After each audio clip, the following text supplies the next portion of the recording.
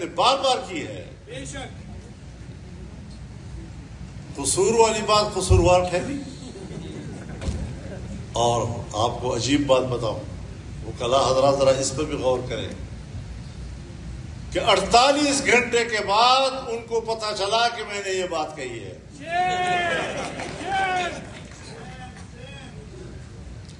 اور ایک مولوی صاحب اگلے دن رات کو ایک کھانے پر میرے ساتھ بیٹھا ہے، مجھے مبارکباد بھی دے رہا ہے جلسے کی، اور اگلے دن رو رہا ہے.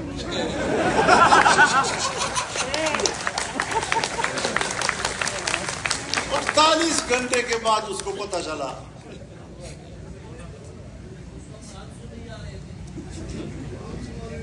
وہ سنا ہے کہ کوئی ماتم ہو رہا تھا، محرم تھا، تو کوئی انگریز آیا ہوا تھا، تو اس نے جب یہ منظر دیکھا تو پوچھا کہ بھئی یہ لوگ اپنے آپ کو کیوں مار رہے ہیں؟ تو انہوں نے کہا کہ یہ تو حضرت امام حسین کی شہادت پر غم کا اظہار کر رہے ہیں. انہوں نے کہا کہ ان کا بڑا اتنا امام شہید ہوا ہے اور یہ اس پر غم کا اظہار کر رہے ہیں، تو آئیے ہم بھی شامل ہو جائیں. تو اس نے کہا نہیں، یہ 1400 سال پہلے شہید ہوا تھا. اس نے کہا اچھا، اتنی تاخیر سے ان کو خبر پہنچی.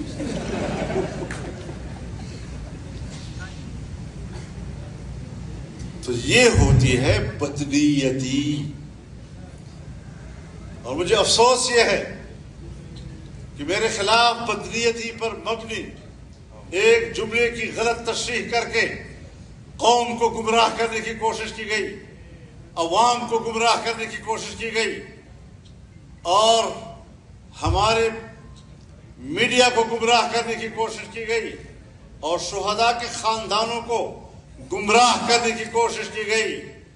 میں ان کو بتانا چاہتا ہوں کہ صرف ہم ہیں، الحمدللہ صرف ہم ہیں جنہوں نے ایک سے زیادہ مرتبہ جلسے میں یہ بات کہی ہے کہ اگر میری فوج پر خدا سخت وقت نہ لائے، میرے ملک پر خدا برا وقت نہ لائے، ورنہ جب میری فوج اپنے ملک کی دفاع کرے گی تو ان میرے فقیروں کو اپنے ساتھ مورچے میں شانہ بشانہ دے گی.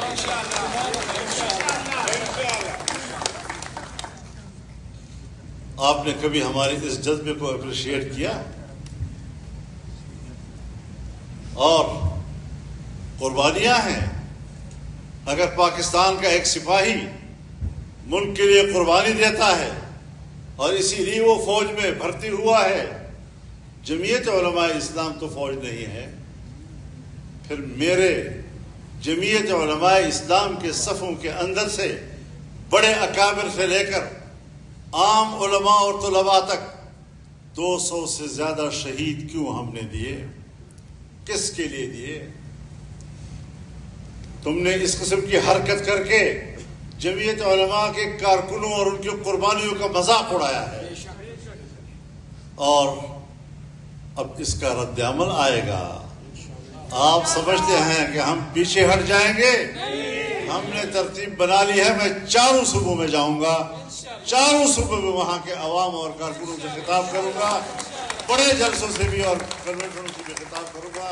میں اپنا موقف لے کر آگے جاؤں گا. قائد قدم بڑھاؤ، قائد قدم بڑھاؤ. تم نے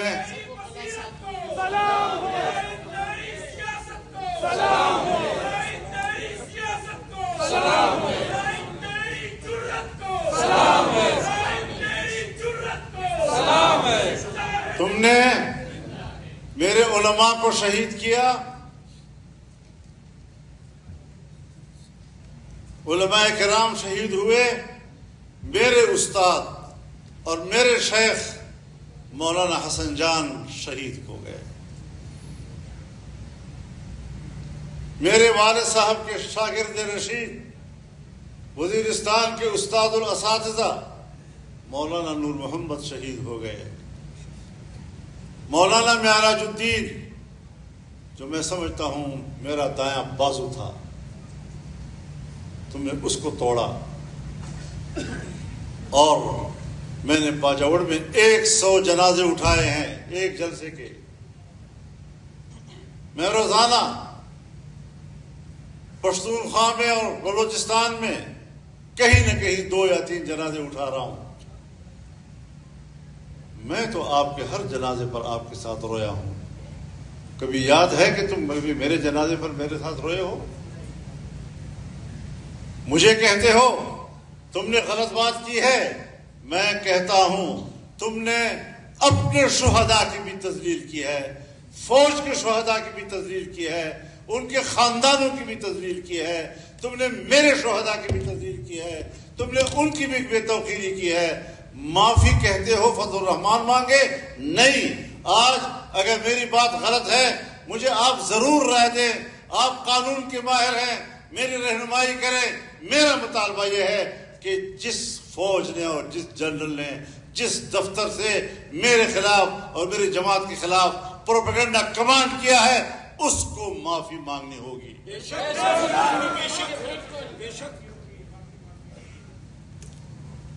ہم نے ایسی کوئی کچی گولیاں نہیں کھیلی، بھروسہ تم نے توڑا تھا، مگر خود کو سزا یوں دی کہ پھر جو مل گیا مجھ کو بھروسہ کر لیا اس پر۔ عدم اعتماد کی فضا تم نے پیدا کی ہے۔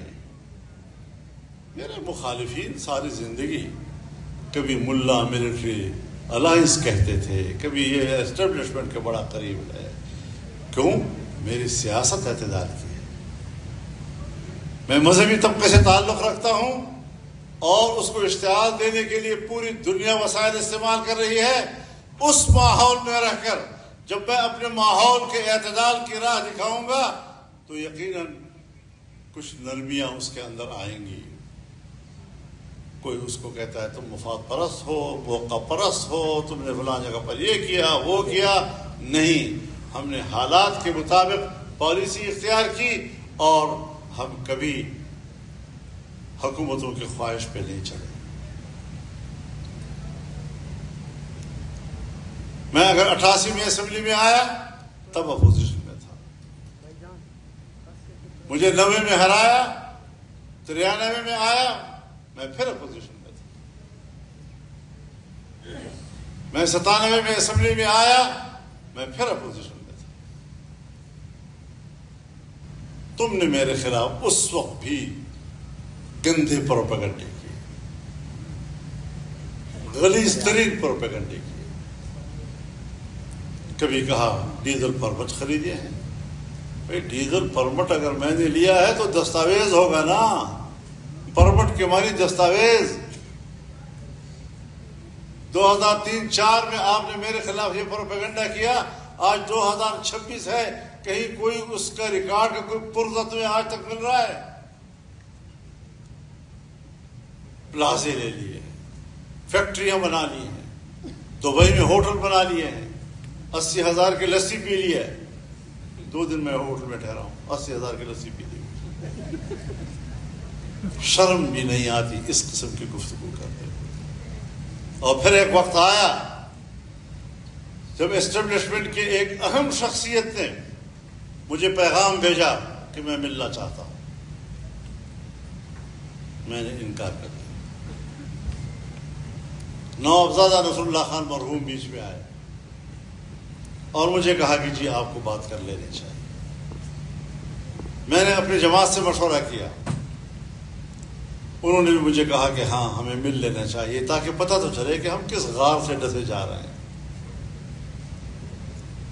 ان ملاقاتوں میں جب میں نے اپنی شکایت ان کے سامنے رکھی اور میں نے ان کو چیلنج کیا کہ اللہ تمہیں دیکھ رہا ہے، اللہ تمہیں سن رہا ہے، میں بھی بیٹھا ہوں، تم بھی بیٹھے ہو، اگر میرے ہاتھ کے یا میرے ماحول کے اندر کوئی ایسے غلط کام ہوا ہو، کوئی ایسے غلط مفادات میں نے حاصل کی ہوں، تو اللہ کے لیے کم از کم مجھے واضح طور پر بتا دو کہ فضل الرحمان آپ کے اندر ایک نقص ہے.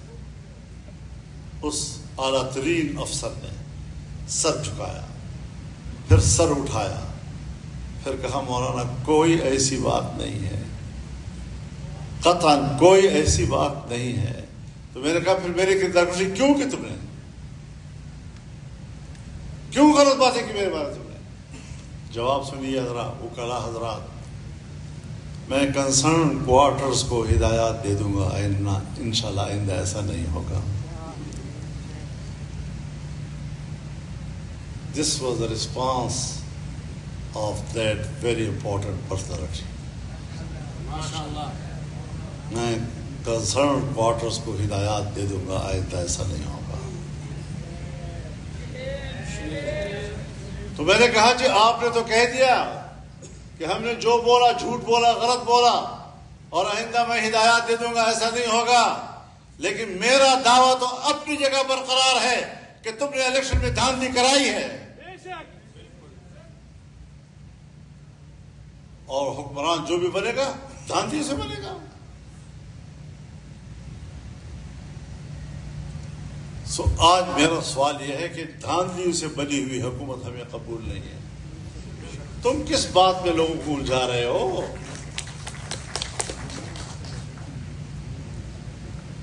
اب تک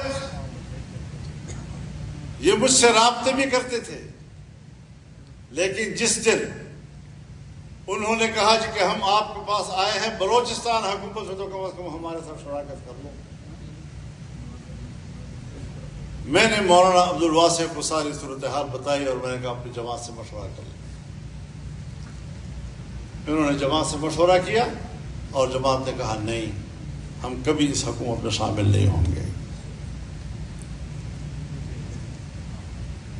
ہمیں کہا گیا کہ آپ صوبہ خیبر پختونخوا میں حکومت بنائیں، یعنی پی ٹی آئی کا حکومت ختم کریں اور دوسری حکومت بنائیں. میں نے کہا بنتی نہیں ہے. اپوزیشن کے کل 53 اراکین ہیں، آپ ہمیں مہیا کر کے دیں گے تو ان مہیا کیے گئے ممبروں کے سہارے میں حکومت بناؤں گا، لوٹوں کے ذریعے میں حکومت بناؤں گا. میں اس گھوڑے پر سوار ہونے کے لیے تیار نہیں ہوں کہ جس کے باگے میرے ہاتھ میں نہ ہوں.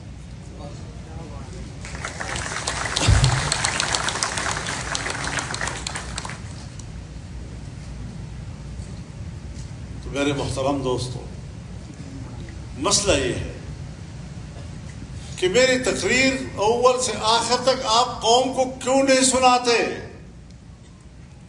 میری پارلیمنٹ کی تقریر آپ قوم کو کیوں نہیں سنا رہے؟ پارلیمنٹ ایک مشترکہ ادارہ ہوتا ہے، حکومت کا ممبر، اپوزیشن کا ممبر یہ کولیگ ہے. یہ کیا بات ہے کہ حکومتی اراکین کی بات عوام تک پہنچے اور جب ہماری باری آئے تو ہمیں آف کر دیں، میری بات قوم نہ سنے؟ تم میں ہمت ہے میری بات، میں نے کوئی گالیاں نہیں دی تمہیں، میں نے کوئی بد اخلاقی کی زبان نہیں استعمال کی. میں نے آپ کا موقف، اپنا موقف، اس کا تقابل کیا ہے. میں نے آپ کے موقف کو غلط کہا ہے، اپنے موقف کو دلائل کے ساتھ پیش کیا ہے. جب میں معقول گفتگو کرتا ہوں اور میں قوم کے سامنے اپنی بات دلائل سے پیش کرتا ہوں، میری بات آخر آپ قوم تک کیوں نہیں پہنچانے دے رہے؟ اب قوم تک تو پہلے نہیں پہنچ رہی تھی، پھر جو اسمبلی بلڈنگ کے اندر چیمبرز میں ٹی وی لگے ہوتے ہیں اور ان چیمبرز میں جو لوگ بیٹھے ہوتے ہیں وہ جب میری تقریر سنتے ہیں تو اس کو بھی بند کر دیا. اب صرف ایوان کے اندر کے لوگ سن رہے ہیں. تو میں نے کہا یہ تو میں نے آپ سے کہا تھا نا کہ آپ ایک ان کیمرہ اجلاس تو بلائیں تاکہ ہم دیکھیں کہ پاکستان کہاں کھڑا ہے. ہندوستان کی سرحد بند ہے، افغانستان کی سرحد بند ہے، چین آپ کے ساتھ کاروبار کرنے کے لیے تیار نہیں ہے. اور جب آپ نے درخواست دی پرسوں ترسوں کہ آپ کی جو پاکستان میں 170 ارب ڈالر کی انویسٹمنٹ تھی اور جو ہم پورا نہیں کر سکے، سو آپ مہربانی کریں اور وہ 170 ارب ڈالر ہمیں معاف کر دیں، چائنا نے مسترد کر دیا آپ کی درخواست کو۔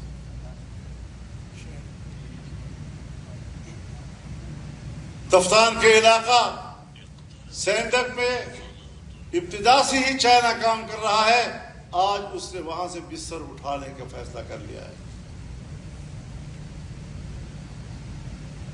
تو یہ آپ کے چین کے ساتھ تعلق ہوا۔ ایران آپ پر کتنا اعتماد کرتا ہے، لیکن پھر وہ برے حالات میں پاکستان کو محصور کر دیا تھا۔ یہ تمہاری پالیسیاں ہیں۔ آپ انڈیا سے لڑے، ہم نے سب سے پہلے آپ کو سپورٹ کیا ہے۔ آپ نے امریکہ اور ایران کے درمیان مفاہمت کی بات کی، ہم نے سپورٹ کیا کہ ہم خطے میں امن کے عمل کو ترجیح دیں گے، لیکن ہماری رضامندی کے باوجود آپ آ رہے ہیں اور جا رہے ہیں اور آ رہے ہیں اور جا رہے ہیں اور آ رہے ہیں اور جا رہے ہیں، وہ گلہری کی طرح کہ میری آڑیاں جاڑیاں ویک۔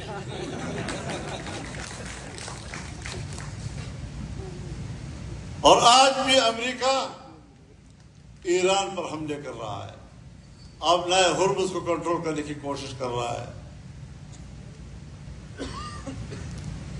تو جب امریکہ نے میرے سپہ سالار کو تھپکایا، یو آر ویری گڈ مین اور ویری گڈ مین، تو اس وقت تک گڈ مین تھا جب ہمارے جھنڈوں کے نیچے ان کے جہازوں نے ہرمز کو عبور کیا، اور یہ فائدہ اٹھانے کے بعد جب ہم گھر واپس آئے تو ایران پر پھر دوبارہ حملے شروع کر دیے۔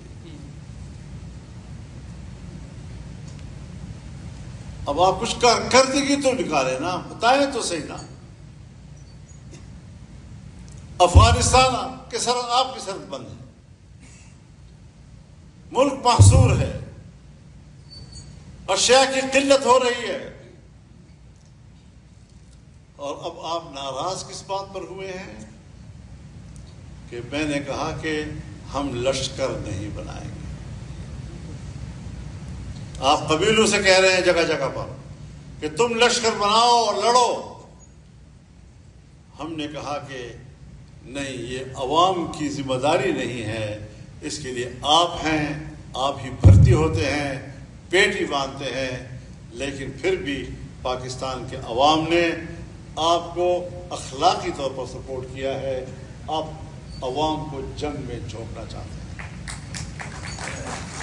تو پھر میں بتانا چاہتا ہوں، آپ مشرقی پاکستان میں تم نے عوام سے کہا کہ تم لشکر بناؤ، تو البدر بنا، الشمس بنا، اس نے پاکستانی فوج کے شانہ بشانہ لڑائی لڑی۔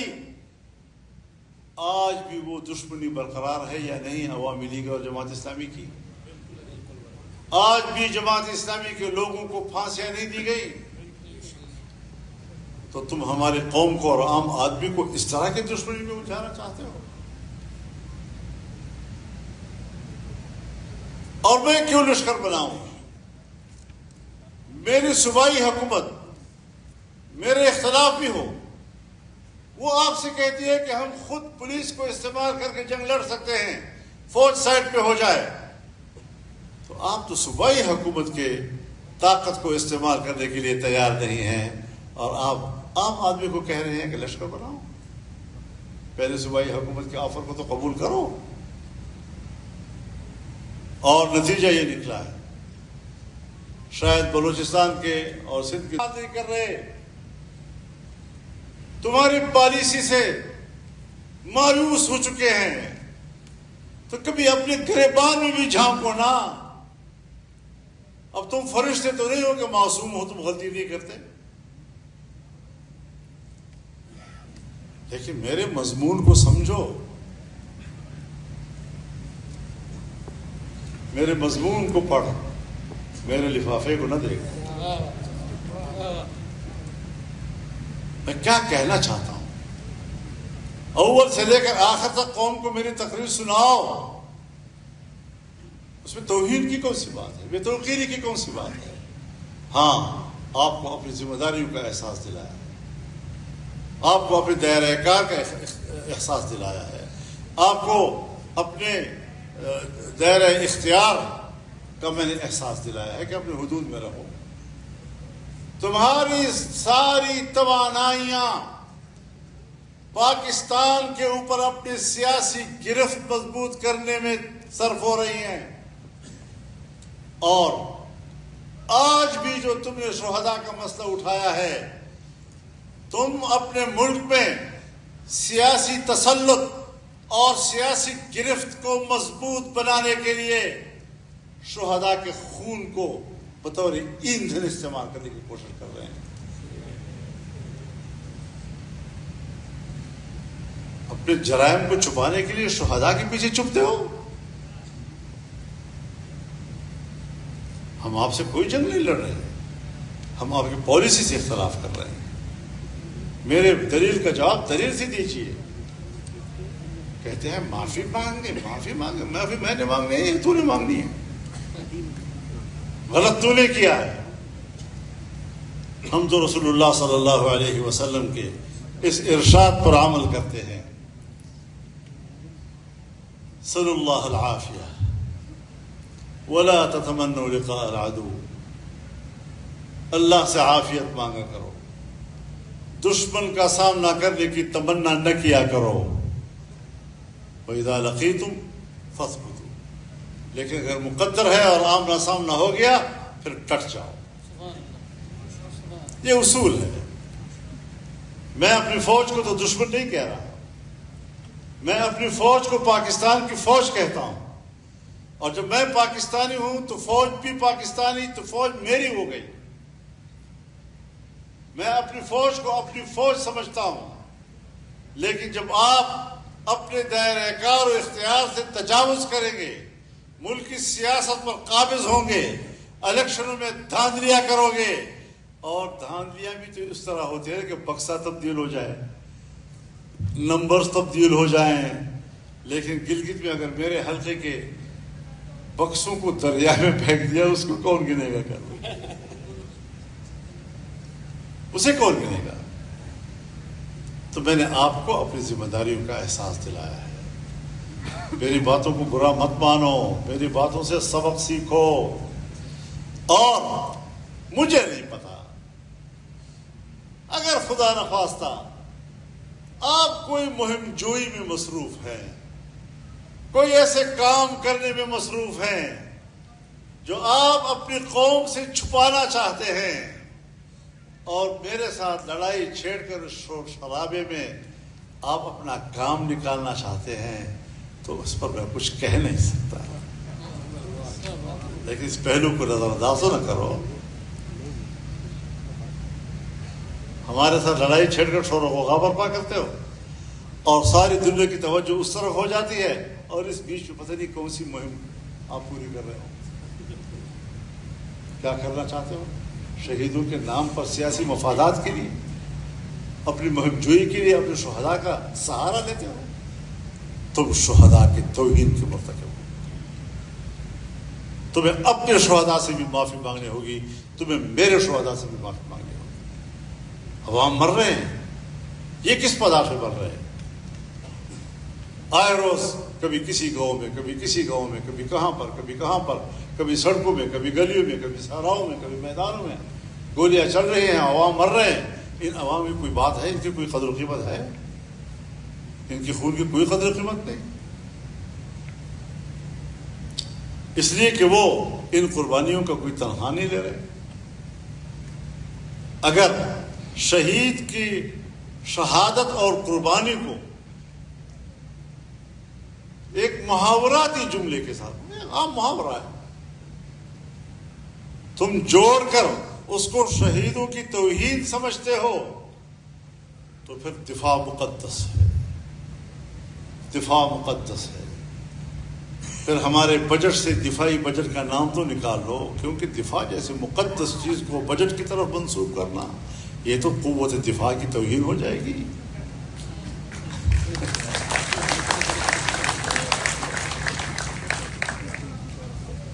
اس کا نام رکھ لو مقدس بجٹ۔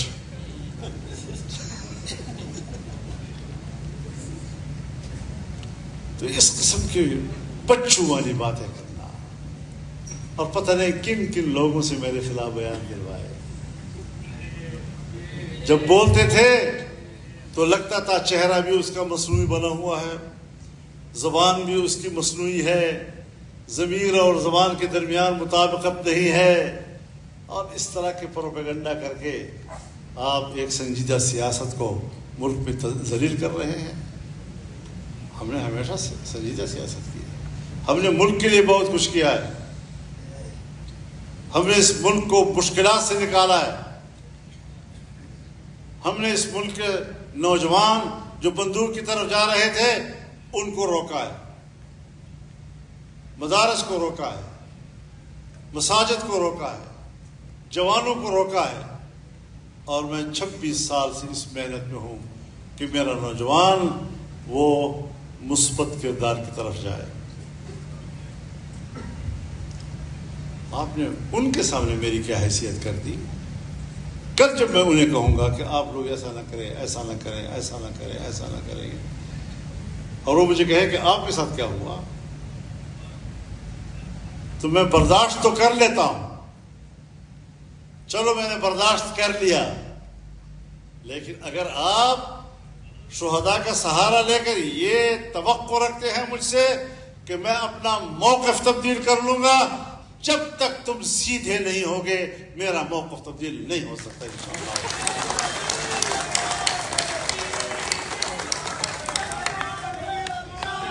شیر کی للکار ہے۔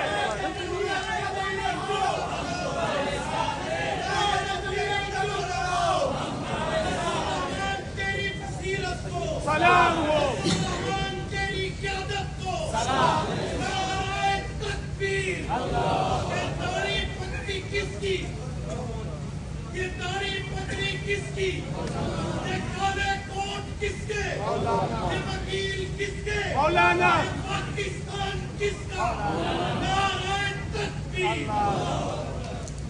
کسی کو اپنے عمل کا حساب کیا دیتے؟ سوال سارے غلط تھے، جواب کیا دیتے؟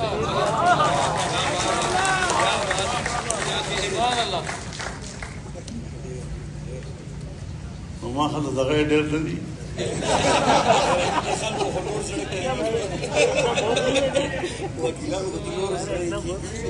اصل میں 4:30 6 بج گئے ہیں اور عصر کی نماز بھی نہیں پڑھی، تو آج اتنا ہی کافی. اور انشاءاللہ العزیز 15 اکتوبر کو جی 15 اکتوبر کو انشاءاللہ ملتان میں مفتی محمود کانفرنس ہوگی،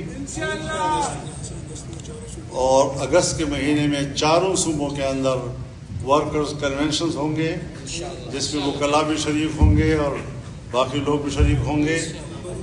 اسی طریقے سے ہم نے نومبر میں بھی پنجاب میں جلسے کا اعلان کیا ہے.